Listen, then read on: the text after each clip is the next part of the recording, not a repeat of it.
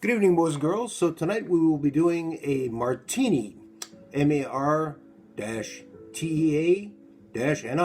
So this will be a take on a martini because obviously a martini doesn't have chaser in it, and we want to put tea in this. We want to make a version of it. And by the way, we're listening to Chet Baker because I figured that martinis are kind of jazzy. I'm wearing my Jazz Fest t-shirt. So the tea we'll be using tonight is actually one of my favorite teas. It's not the one I usually drink. I usually drink Twinings, but this is a... I have a bit of my music. Oh, there it is. Okay. So this is Earl Grey tea. It's oil of bergamot with citrus added to it. So this is probably the most fragrant tea that I drink. This is the Jean-Luc Picard tea on Star Trek. Earl Grey hot. This is it. So that's the tea we'll be using tonight. I thought this one led itself the best to martinis, and of course this is not going to be a sweet tea. It's not going to be an iced tea with sugar in it. This is going to be a non-sweetened tea. So this will be the last tea we're doing. And then I think tomorrow we're going to take a break and but probably look at some gardening stuff and some kitchen hacks. And then we'll get back to a couple other drinks after that, probably the day after and after that. All right, so we'll get started. So, the basics of a martini. Martinis generally have vermouth. Probably some of you younger guys don't know what vermouth is. Vermouth is fortified wine. There's three kinds of vermouth, basically. There's extra dry vermouth, which is vermouth bianco. As you can see, it's white. There's vermouth rosso, which is red wine. And then there's sweet vermouth. Sweet vermouth is generally made with, what it is fortified wine. It's wine with generally vodka in it or straight alcohol. And then there are either vegetable or fruit essences involved with it, and that's why we keep it in the fridge, and it doesn't keep forever either, because there's food basically in it, so it doesn't keep forever, and it'll keep in the fridge for about 2 months. I'm going to finish that before then because I like martinis. So this is the extra dry martini made with white wine, and the two types of martini we're going to be using are the two most common kinds. Either it's gin or vodka. Those are the two basic kinds of martinis. There's also a whiskey martini, and there's also a rum-based martini called the Colonial, which is from Cuba, which is made with rum. But we won't be making those probably because it takes a few special things. So back to the dry gin. One of the ones we'll be doing will be with dry gin, so beef eaters, once again, with lots of juniper and some citrus flavors in it. And we'll be using the Smirnoff's vodka again, which has been filtered out to get some of the clack out of it. And then we'll be using the chilled Earl Grey tea, oil of bergamot. And we'll be using, I decided I'll show you how to make a dry martini, but we're probably going to make two wet martinis, and they're both going to be dirty. So we'll be using a little bit of olive juice and a couple of olives with that. You can also use cocktail onions, and you can use pickles as well, if you like. Or you can use a lemon twist, it's all up to you. It depends on what you like. And then we'll be using a little bit of ice in the shaker. These will be shaken, not stirred. And 2 chilled glasses. First things first, generally when you make a martini, you add the ice into the glass. You fill the glass with ice to make it as cold as possible. But I keep my glasses chilled, so it's just not, everything is chilled already, so I can basically stay away from a lot of the ice. I'll be adding a little bit to the shaker, but that's just to keep things even Steven. Alright, now, let's get started. So, and I think I'm missing part of my shaker already. Here we go again. 1 second, folks. I'll just grab the top of this. Otherwise, we're going to have problems.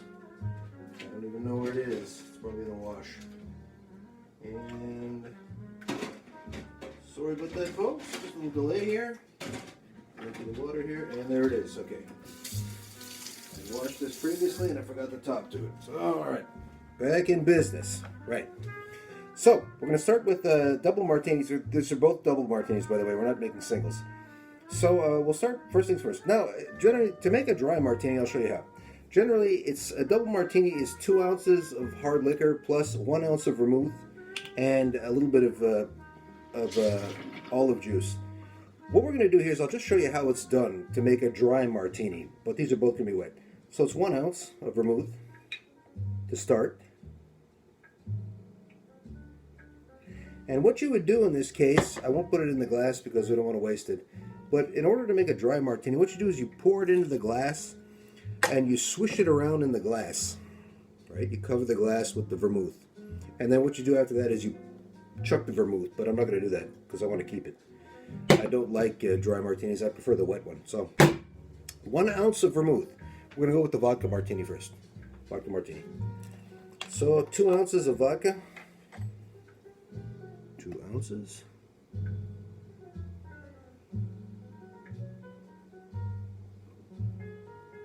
One.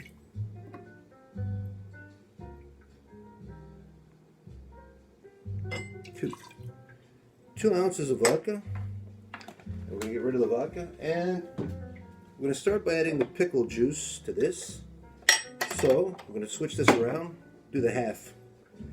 Because I like mine fairly wet, so I'll just grab some pickle juice in a spoon.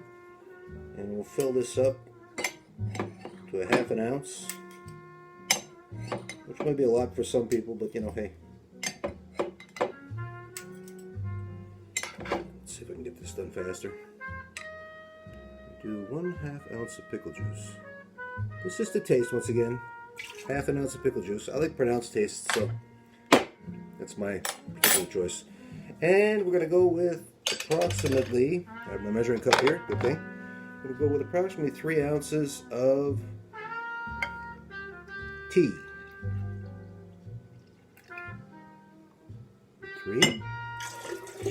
3 ounces of tea. So this is martini number 1.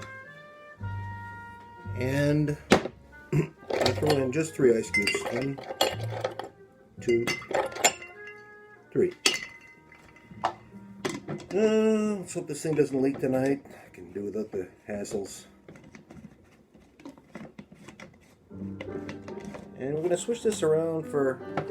This is where you want to incorporate a little bit of water into your mix. If you're making a regular martini, you want to have a little bit of water in there as the chaser. So, shake this up.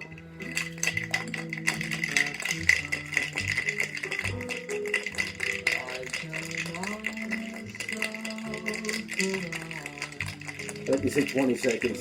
We just shake this some more.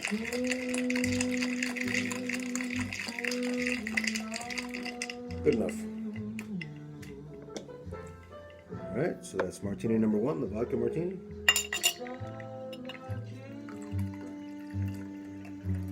It's leaking already.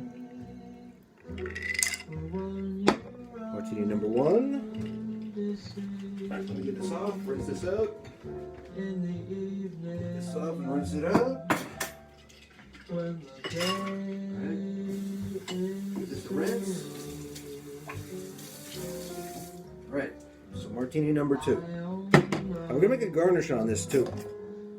Kind of important. Alright, so here we go. So 1 ounce of vermouth again. The wet part. 1 ounce of vermouth. You can also use vermouth for cooking, by the way, like you would with wine. It has a different sort of a flavor, so if you're into that stuff. And of course, if you have kids, you can still cook with wine. It doesn't really keep it from, because of course, as you boil alcohol, it boils off the alcohol, so there's little to no alcohol in it. So. 1 ounce of gin. 2 ounces of gin. And 3 ounces of tea, Earl Grey oil of bergamot tea, 3 ounces. And let's not forget the pickle juice, or the olive juice. Back to the old olive. Olive juice, 1/2 ounce. 1/2 ounce. There we go. That one went quicker. And we're going to make a garnish in a couple seconds. Put in the 3 other ice cubes. There we go. And give it a shake.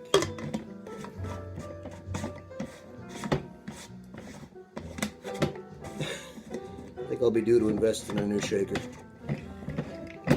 Just keep this one around for as a keepsake from Ma.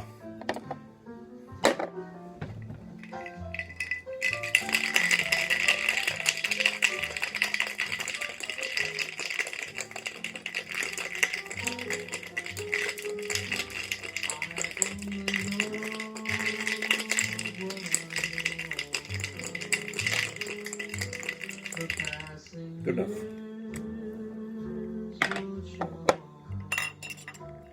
Real quick, in case it leaks. Yeah, it's leaking already.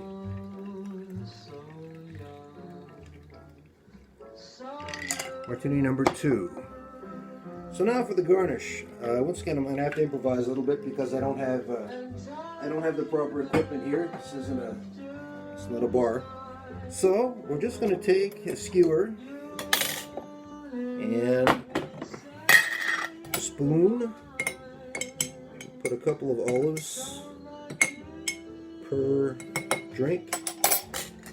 Skewer through it. And put the little coffee stirs, which I have here, through the olive. Olive Garden. Where's the other hole? There it is. Okay. So, garnish number 1. And do it again. And then we'll do the taste test.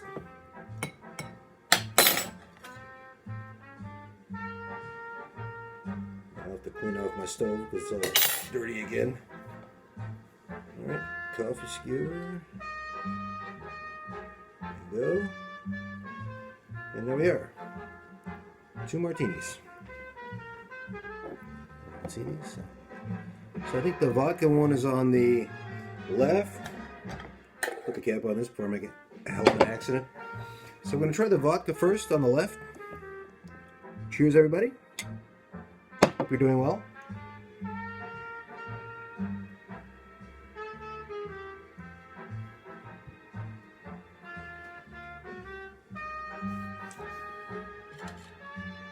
It's pretty good, actually. Decent mix. And then we'll try the gin one.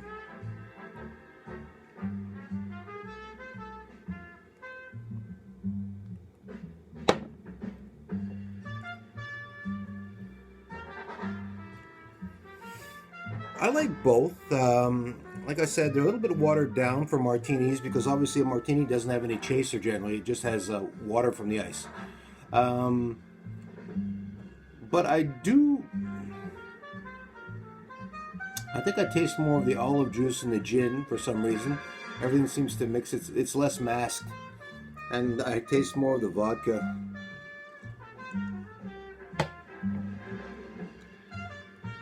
Yeah, I don't taste the olive as much in this one. So the gin is probably...